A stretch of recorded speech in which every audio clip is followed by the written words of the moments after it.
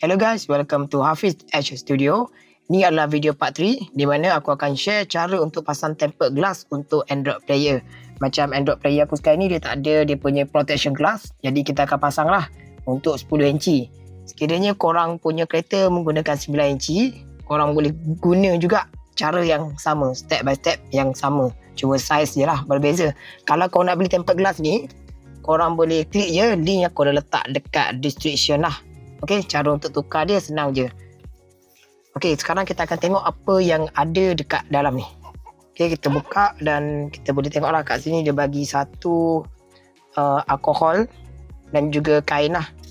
Lepas tu dia bagi yang ni untuk kita lekatkan gelas dan ini adalah dia punya tempered glass.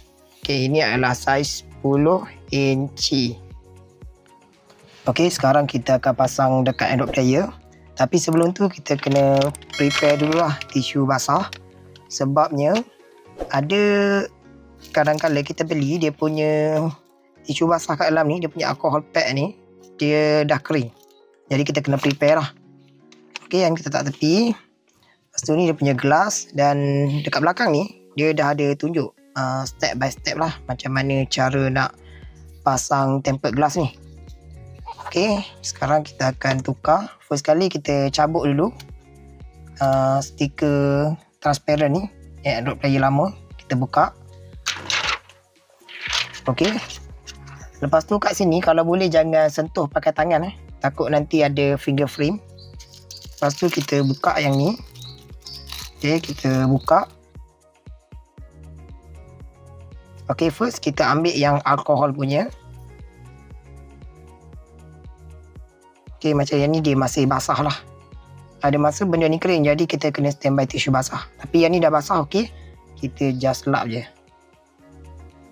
Kita lap bagi bersih. Yang tepi-tepi ni lah yang paling important. Yang paling penting tepi-tepi ni. Sebab biasanya ada habuk. Okey, lepas tu kita keringkan.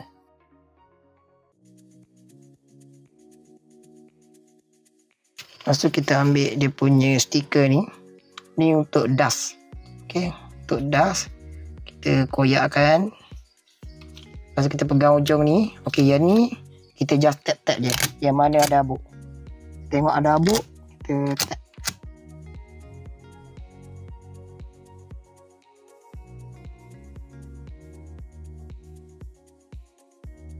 Okey, lepas tu kita simpan. Tadi aku lupa nak bagi tahu, sepatutnya yang ni kita kena ukur dulu. Kita kena ukur dulu. First kali kita kena ukur dulu. Lepas kita ukur baru kita lap. Baru kita lap lah guna alkohol. Tapi tak apa. Sekarang kita akan pasang lah. Kita akan pasang, kita akan buka. Kalau nak senang yang ni, kita lekatkan dekat tengah. Okey, lekatkan. Kita pegang kat sini. Lepas tu kita buka. Kemudian kita akan pasang.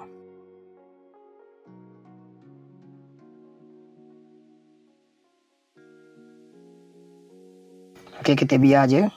Dia akan bergerak dengan sendirilah. Angin dia akan keluar dengan sendiri.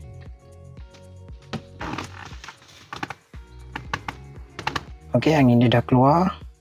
Okey, kalau kat sini kalau kau boleh nampak ada bubble. Okey, kita akan tolak keluar lah bubble tu. Okey, bubble ni kita akan tekan.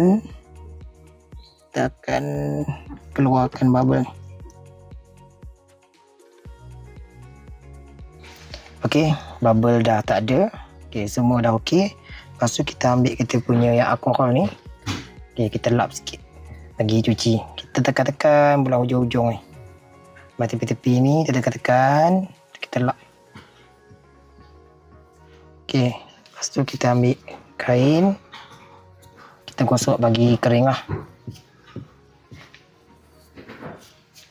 Okay. Dah settle.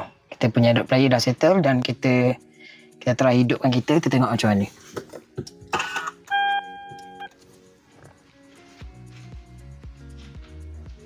Okey, tak nampak macam ada tempered glass.